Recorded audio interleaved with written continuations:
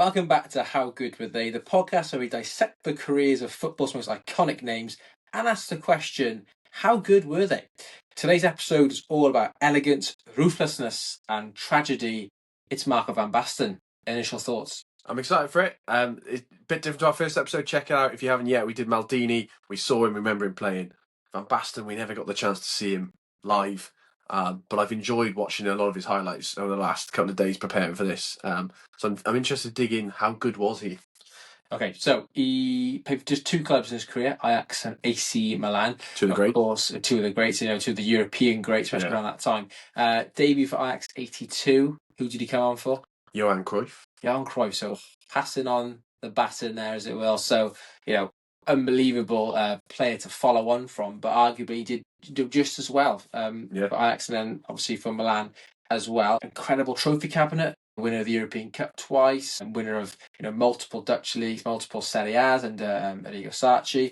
He won 3 Ballon d'Ors as well, and all that before retiring at just 28 in 1993. Which is crazy, isn't it? To have won that much and to be that successful in such a short career is really, really remarkable. There's not many players who've won 3 Ballon d'Ors. No, so notable moments, iconic moments, definitely the hat-trick against England at Euro 88. To knock them out, Brilliant for us. But also, good moment. There's only one moment really, isn't there? Everyone thinks about Van Basten, which is of course that volley against the Soviet Union in the final of Euro 88. Ball comes over the top, first time, right foot volley, loops over the keeper into the net. He's got a great name to shout as well, isn't he? And I think that it works with commentary, his name, sort of the excited Van Basten shout as well. I think that goal has, whenever someone scores a volley that kind of loops over the keeper, it's like known as a Van Basten. People shout, Kasami for Fulham, Torres against Blackburn, those kind of goals. It's like a Van Basten goal, but I think was done it as well. Because the angle he does it at is really tight. So good.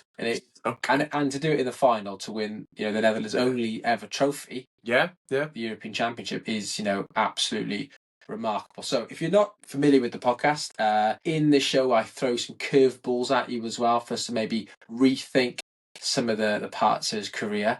But we're not going to get onto that just yet. We're going to have a lot of think about what he was like as a player.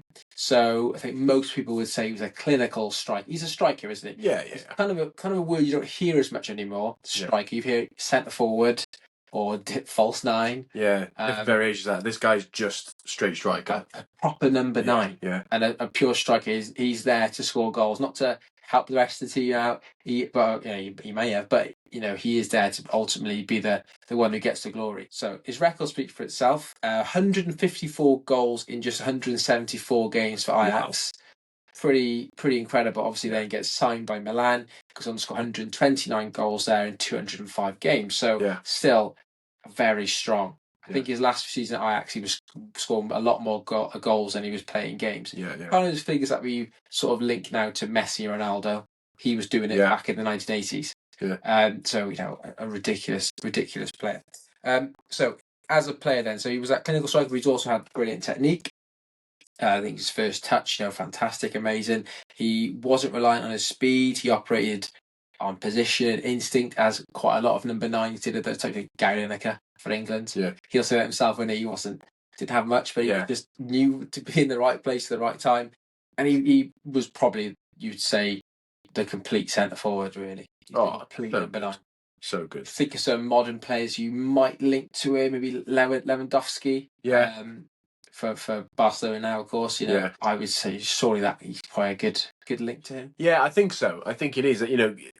People basically someone like Harry Kane, who's obviously scored a ton of goals in England and continued that for Bayern Munich. But Kane does drop deeper, doesn't he? Drop deeper and play further back. But think of that goal scoring Kane, who or maybe a Vardy type, although he was obviously speed. But just your role in this team is to score, and that's all we need. And that is quite an old school way of thinking about it now, isn't it? Because you don't need to think of someone like Roberto Firmino and all these players who actually we don't want the striker to be the main goal scorer. We want you to bring other players in. Well, the wings now, isn't it? Exactly. Totally different. Everything fed into him. He was like that, the arrowhead, if you will, of everything was going towards him. And you look at his goal record, you can see why that was the case, I think. So some of the notable teammates he played. Can you think of any off the top of your head for Ajax and Milan? Well, I think Milan, there was quite a nice little trio, wasn't there? The Dutch trio, The Dutch trio. Rijkaard and Gullit. Yeah, Yeah. love that. And they were so successful and thought of so well by Milan. Like we said earlier, I love that fact that he came on for Cruyff is so good, and obviously he was only, what was he, sort of 16, 17 when he did really, that. So hotly tipped. And I think the other thing, when we were putting out tweets about this and thinking about how good was this guy, there's sort of no negatives about how good people were talking about how good he was, the impact he had. Anyone who watched particularly like Italian football in the UK at the time remember him. He's stark there, isn't he? And Italian football was the league. Yeah, wasn't it? yeah. The Premier League of now, wasn't it? Serie A was way ahead of the rest. It's similar to the Maldini conversation we had previously, I think, wasn't it? That that was he playing in the best league in the world? Quite possibly, actually, probably, yeah. So there might be a bit of overlap. Maldini, playing in the same team as Maldini. Yeah. Another player there, Baresi, of course, as well. Again, shows how good this team was, because we were talking about how good the defence was in that Milan team. Now we're talking about how good going forwards they were as well. And played with Cruyff for Ajax at first. So stupidly good players alongside him. Yeah. Of course, for Holland as well, he's playing with Ronald Koeman in that team as well. So outstanding players. So let's get into it. Let's get into the curveballs. Okay. So the first one, I think, to say, maybe this questions his greatness is he retired at 28. Yeah. He retired early. Yeah. Didn't fulfill maybe his potential. Yeah, and I think going in what you'd consider sort of your prime, I think how many more goals he could have scored. How many trophies could have won? Yeah. How many more Champions League? Another 2, 3, 4, 5, 6, 10 years, let some strikers go on for. It does feel a little bit of a loss in that way, doesn't it, really? And maybe that's why for us, then, we're asking that question of how good was he, because he retired the year we were born. But people don't perhaps talk about him in the same way because of that shortness of the career. He won a heck of a lot, and he did a lot in sort of 10 to 12 years as a professional footballer. But to retire at 28, when we've got people like Ronaldo's going on to 40. Well, if he went on to 40, it would have been what? To 93, 28. So, he'd have been there 2005, wouldn't he? Yeah. Still playing. Yeah. Maybe. But that's a lot of football he's missed there. Yeah. He could have been in that Dutch side in that. Yeah, he could have been in with Kluivert as well. What a forward line that would be. I mean, Ajax had an abundance of talent there over the years. But yeah, I think that's the problem. The reason why he retired was ankle injuries aggravated by heavy challenges coming in from defenders playing against him. I think the one that at the end was Champions League final '93, the Marseille game. The dubious victory for Marseille with the possible match fixing. Of course, they lost their league, didn't they? But they still are given that Champions League. Some people put an asterisk next to that one. I think his volley in defence just hacked from behind and just crocked his ankle for like the third time that year, and he could never recovered from it. Which is such a shame. It is such a shame, and then he's maybe even he's slightly more modern. He would have had slightly better surgery on it, things like that. He would have been looked after better. Certainly, the challenges that were going in on him, you wouldn't see as much nowadays, or certainly would be more greatly punished. But it is a shame because 28 is really no age to finish your career. No, when you're so good. Absolutely. So curveball number 2. Okay, curveball number 2 is, when we talk about his greatness, are we talking about it because of the injury? It's become like the myth. The myth. What could have been of Van Basten. Yeah. The whole what could have been. Does that make him greater than he actually was, or do we just need to take into account those years that he was playing? I think you've got to look at the years he's playing, obviously, and just see that. But I don't think there's anything wrong with that myth of what could have been. There's so many players now that you say that for. Every club's got those players thinking, oh, they were great for us, and they're ruined by injuries. And I suppose as Welshmen, we may say someone like Aaron Ramsey, who was Van Basten Ramsey, phenomenal. But what could have been? Michael Owen. That what could have been is always a factor there, and I suppose it's because we don't know. We don't know what he would want to do. He may have dropped off. He may well have dropped off and actually had a difficult end to his career. We don't know, but it's sort of that unspoken potential, that thing of what could have been, is what makes them. Yeah, it probably does enhance it a little bit. I suppose, what is it? There's an NFL phrase: "The best ability is availability," and I suppose maybe that is something you can knock him for, saying he can keep himself fit. That's like players like Mo Salah now for Liverpool. Yeah. He's always in the team. He may have had a couple of injuries. He's always in the team. Like you say, he's always available to play. But yeah, I think with Van Basten, maybe there is the myth of Van Basten now. Like, oh, this player who was so good, and he got injured at a young age, and he could have gone on to become the greatest of all time. Yeah. But we never know, do we? And I suppose that's early 30s is what we are, and we don't remember him. So it's sort of, you have to be 9, 40 into your early 40s to actually properly remember him. And so there's like a sort of, you never saw him, and so you can only watch YouTube videos, and YouTube videos make everyone look better, and those sort of things maybe too. But you can't knock what he did in terms of that goal record in that time. What was it, about 40 odd caps for the Netherlands? It could have been I think 58 for Netherlands, but 24 goals. So not a goal every other game, not incredible. Okay, and the final curveball to throw you is probably, I think, the best curveball is the fact that he never did it in the World Cup. We often talk about great players and their legacy often comes to the World Cup. Pele. 3 World Cup victories is the first thing you think about with Pele. Probably before his Santos stuff, you think of the 1970 team, his assist for Carlos Alberto at the final, his unbelievable play in 58, beating Wales and so on. 17-year-old, As a 17-year-old, Maradona, you think of 86. Messi has got 2022 World Cup. All these players have done it in the World Cup. Even Cristiano Ronaldo, who won't be up there probably in years to come because he hasn't got the World Cup, still scored a lot of goals in the World Cup. Van Basten never scored a goal in the World Cup, which is crazy. Only ever played 4 games. 86, I don't think they qualified. 88 wins Euros. 90, I think they're in England's group. They kind of scraped their way through in 3rd place as one of the best placed 3rd place teams. We all know this was a very negative World Cup. It wasn't as good as the nostalgia people will tell you. Really lacking in goals, very negative defensive play. That kind of Catenaccio Italian style play in Italy comes to the fore. But he struggles for goals. They go through to the knockouts. They draw West Germany. They lose in that heated match with the is it Rijkaard spitting in Voller's mullet, isn't it? Yeah.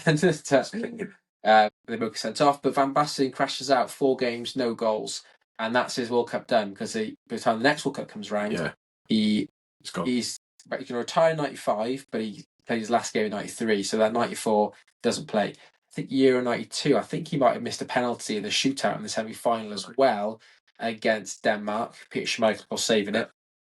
But that's, that has to tarnish legacy in some way that he didn't do in the World Cup.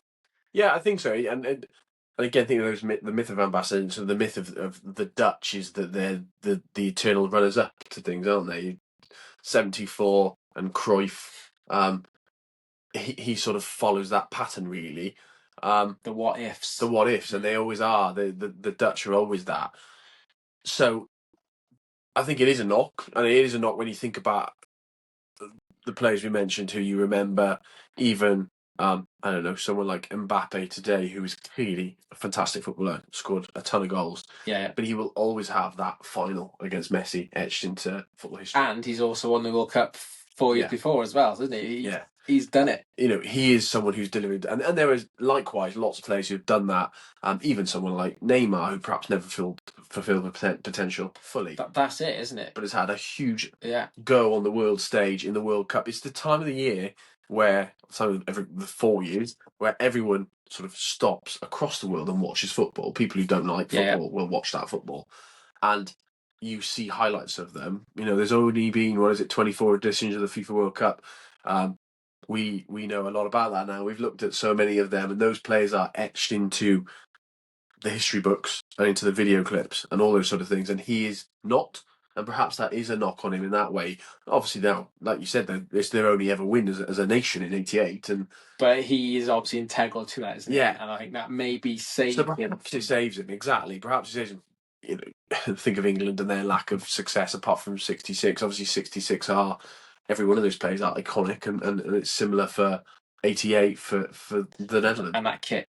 Yeah, beautiful. So good. Okay. Very interesting there, those curveballs.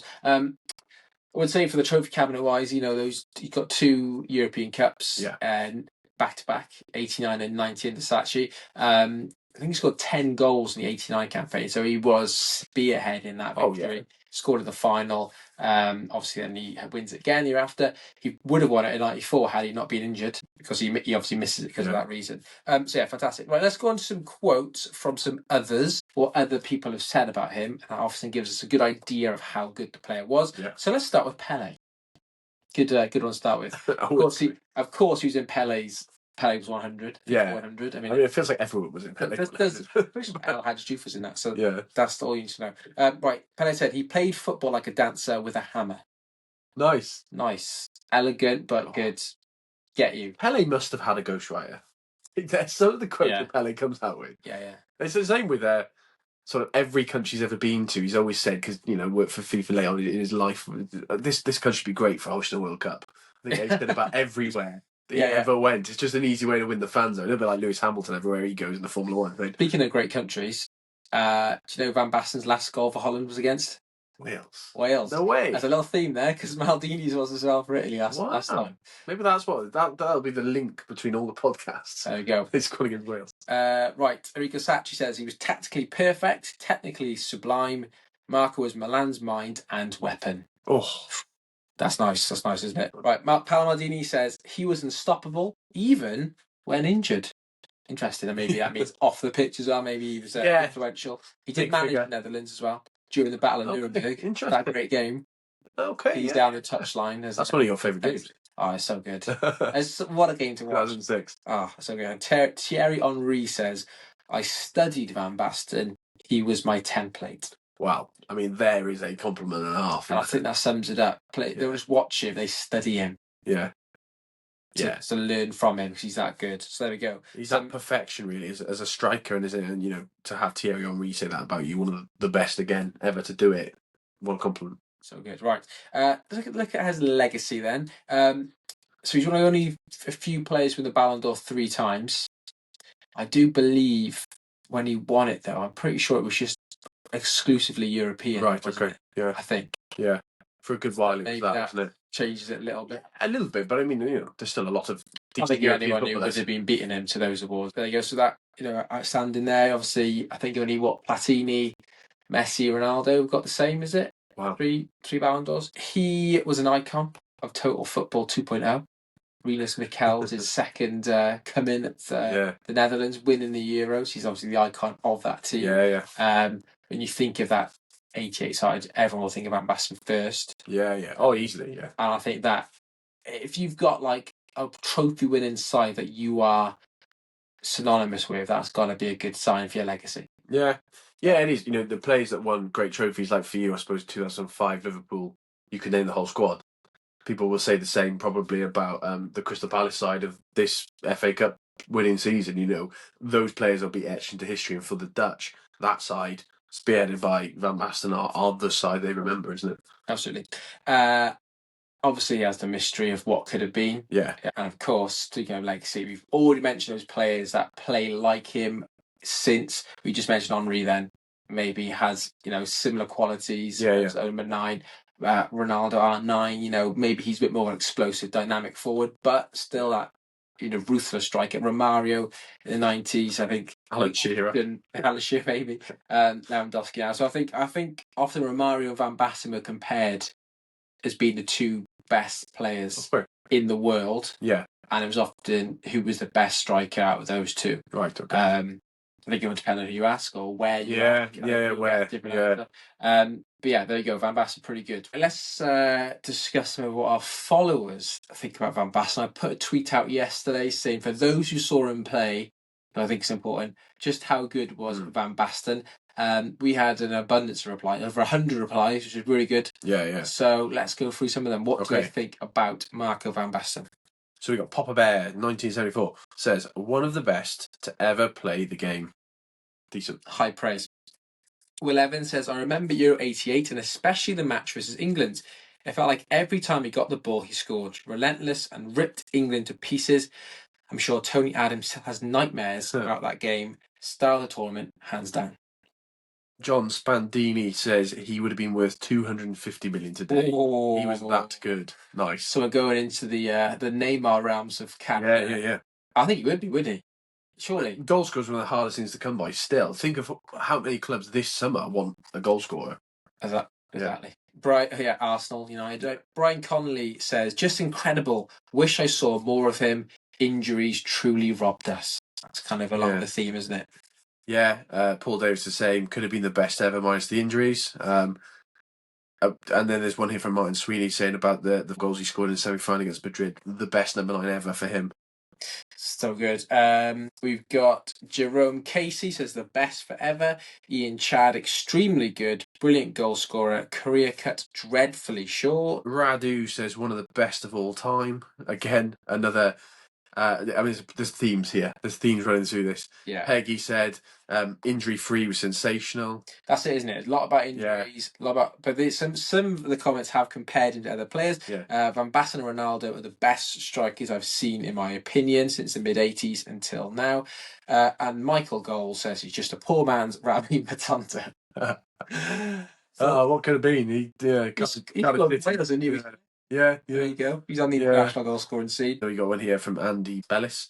Marco Fantastic. I like that. Very good. Okay. If you want to find out any more, read any more of the fantastic comments all about Marco van Basten and his career, head to our Twitter at TFHBS.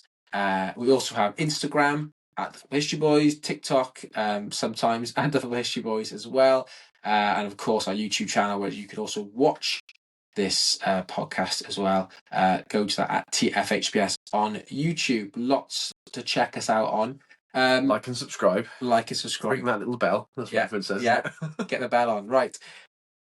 Final thoughts then. So what are we going to say? Does he deserve his greatness status? Is he overrated or somewhere in between? Right. And then we're going to say where we rank him in terms of all time. This is tricky, isn't it? Look at the comments we had. Look at the replies. How many people, who saw him play, can't speak highly enough about him. But I do think, for me, that the theme of injury here, and that's absolutely not in his control, is it? It wasn't like he was, living a wild lifestyle and drunk away his career. But the fact that he was injury hit does impact him. Because when you look at comparisons to players who will be around for decades into their late 30s, I think that's part of a player's career, the length and the longevity of it. When you think of Maldini, that's exactly what we said in our last episode. Maldini was so good because of how long he did it at the top level for, and Van Basten's cut dreadfully short. But so good. Yeah, for sure. And he was incredible. He won it, other than the World Cup. He won it all. So was Fernando Torres. Didn't win his match, but Alvarez, short periods of time where, bam, they hit it and they're so good. Now, obviously, his peak was 6, 7, 8 years, but back 3 Ballon d'Ors as well. Yeah, but I mean that's ridiculous, and he's etched into football history. I think he's less known about. So I would say I think he's less known about our age. Yeah, definitely. I think he's underrated in our generation. I think that's what I put him as, underrated for our generation. I'd say he's definitely underrated in our generation. Yeah. I think players that came after him and maybe had more. Ronaldo, R9 wasn't it when we were a kid? Yeah. And then Ronaldo and Messi was taking over everything. I think that is true, but I would have him up there as a great. Yeah, an explosion of TV is a big thing as well, isn't it? Obviously the World Cup and the Euros were incredibly televised, and we did have Italian football in the UK. But now you can get world football constantly on demand. To the second, you can find something funny that happened in a match in Iran within seconds on Twitter. And so Puskas nominee from Uzbekistan or something like that. Yeah, exactly. And maybe that's a little bit where he's lost, just based on the generation he was in. If he was in the late 90s, 2000s, perhaps we remember him like an R9 type figure.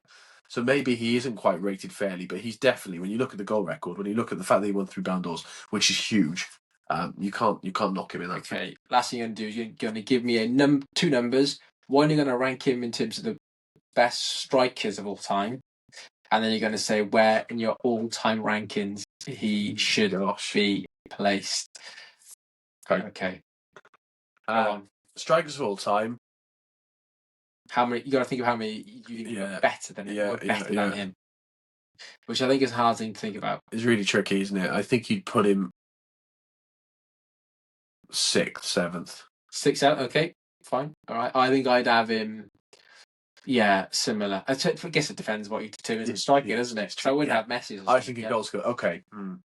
I was having Messi in that list. But then, strikers, I wouldn't have Maradona as a striker because he's not, is he? Really, it's more of a maybe top 5 then. Right, top 5 around the 5th. I think he's up. I think he's up there alongside players like Henry, probably. Yeah. Yes. Yeah. Maybe a bit better because of the Ballon d'Ors. All time, where is he in the top 50, 40, 20, 10, 5? Where is he? I think it's tricky. This, isn't it? I think it's probably you're looking at 30s. 30s. Wow, I would say he's the top 20. I'd have him pretty high. I think maybe it is kind of what goes. Fine. I get a drink. I think maybe it is because of that whole myth about him. But I know magazines and stuff have ranked like 442. I think put him in their top 15. Did they? Yeah, I think. Wow. 15th, I think so. Yeah, maybe it's me underrating him. Okay. There we go. Right. Let us know in the comment section on this podcast and on the comment section on the YouTube, of course. Yeah. Where do you rank Marco van Basten? Is he a top 10, a top 15? Where do you think he is? Why was he so good? And if you were fortunate enough to see him play, just explain to us what you saw him do. Yeah. And, why he was so special. There we go. Happy with that? Yeah. Get involved and check out our latest video as well. Yeah, we went to Wrexham to discover not just the Hollywood story of today, but also the abundance of football history that city has. Yeah. Going right back to 1864, 160 years, is pretty amazing. So check it out on the YouTube channel. Really fun to make that one. Yeah, Wrexham, the trendy club at the moment, aren't they? Obviously promoted the Championship, back promotions. They had a shirt sale on, and so I bought a Wrexham shirt. Which features on the video. Yeah, historic season, really historic season. And it was really interesting to see all the aspects of it and actually chat to some people from Wrexham who weren't totally enamoured by everything that's gone on too. So, do check out that video, some hidden football history. And go and visit Wrexham if you get a chance. You're probably not going to get a ticket, though, because I think there's only about 10,000 people who will. But check it out. All right, thanks so much for watching. We will see you again for another one very soon.